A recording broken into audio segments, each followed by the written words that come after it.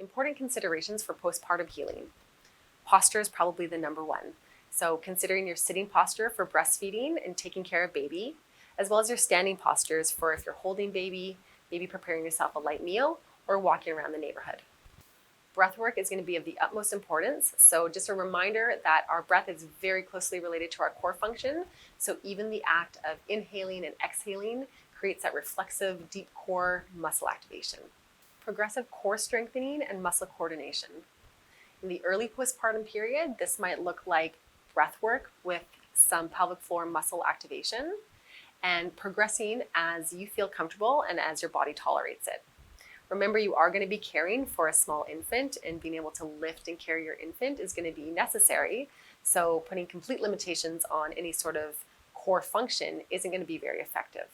In the early postpartum period, resting is necessary and using ice if necessary. So if you're feeling any sort of pain or discomfort in and around the pelvis, using an ice pack can really help control some of that pain and discomfort.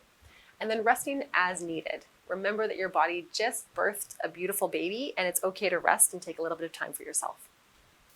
If you have scar tissue, ensuring that you're releasing and mobilizing that tissue. And this can be in the form of castor oil packs, which can be something that's applied to the body and helps with the movement of the scar tissue. It might include scar tissue self-massage, might be in the form of perineal release or massage, sitting on balls, whatever feels comfortable for you. It is important once that scar tissue heals around the 6-week mark to make sure that we are manipulating and moving the scar tissue to promote optimal healing. Remembering digestion, hydration, and elimination. So avoiding straining with bowel movements, maybe using a footstool or a squatty potty to help elevate your feet to support bowel movements. If you're breastfeeding, making sure that you're increasing your fluid intake a little bit, and then also making sure that you are eating a healthy diet that is full of fiber and nutritious food to help support your body's recovery, as well as if you are breastfeeding, making breast milk for your little one. In that early postpartum period, some women feel more comfortable wearing an ab belt or a belly binder or even an ab tank that just gives a little bit of support and compression through the abdomen. This is something that you absolutely can wear if you feel more comfortable, but keeping in mind that this does compress your breathing a little bit, so ensuring you're taking it off throughout the day, focusing on your 360 diaphragmatic breath before putting it back on. I also don't think it's necessary to wear any sort of belly support past the 6-week mark, because we want those muscles to actually be trained to do the things that they're supposed to do without the support. How do we go about returning to our physical activity levels?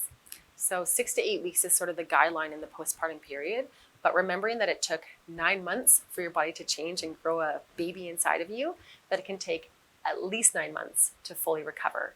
So taking that into account before reintroducing your physical activities is something to think about. Some key things to consider before returning to physical activity are what your pre-pregnancy activity level was.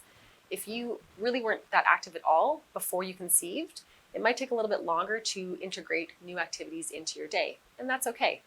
Also taking into account any sort of complications from labor and delivery.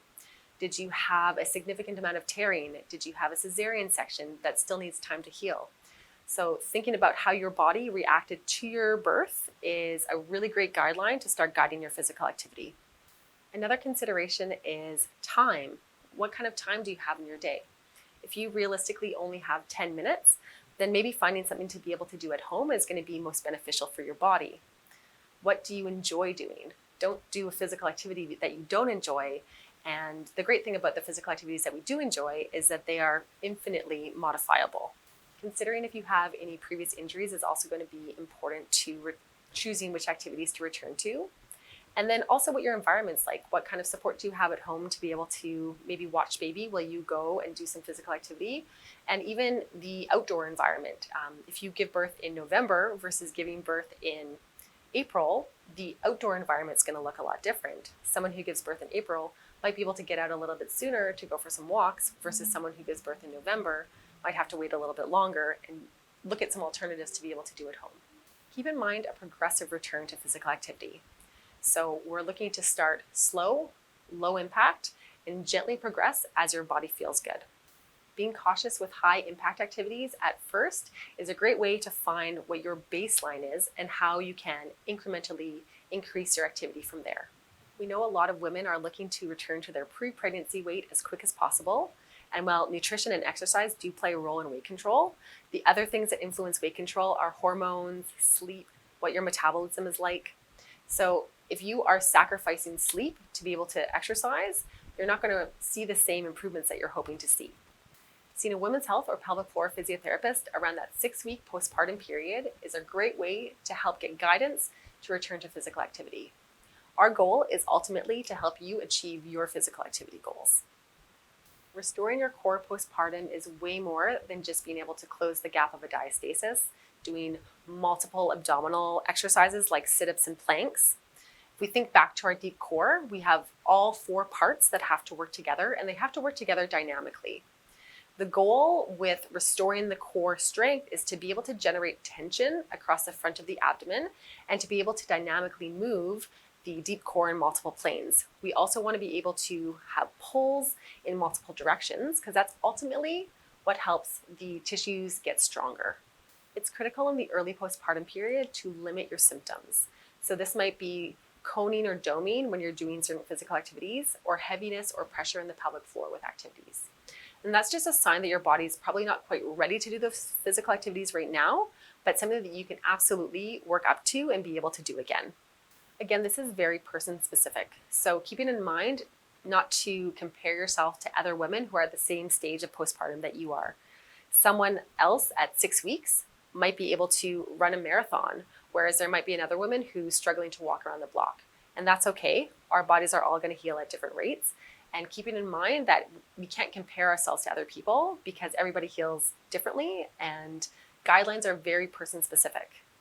Going back to physical activity, the beauty of all physical activity, all strength training, all cardiovascular activity is it can be modified. And so finding the modifications that are right for you to help you work very near the edge of what your body can tolerate is a great way to start building resilience in your body to be able to get back to all of the physical activities that you love. Ways that we can help restore our core are to think about stacking our body and our posture, working together with our breath and our deep core system, remembering to exhale with effort. So this means remembering to exhale when you lift something, when you go to push something, when you go to pull something. Whatever the effortful part of that task is, remembering to exhale through that period creates a really great brain-body connection. Keeping in mind your posture when you're lifting. So lifting the baby, the car seat, the toddler, putting baby into and out of the crib, just be mindful of your posture. Remembering to go back and gradually strengthen to your edge and to what feels good for your body. And then as you build resilience, moving past those edges. And again, listening to your body and resting when it's fatigued and when it needs a little bit of rest between movements. And it's okay to slow something down and do something at a different pace than someone else. Again, remembering not to compare yourself to other people.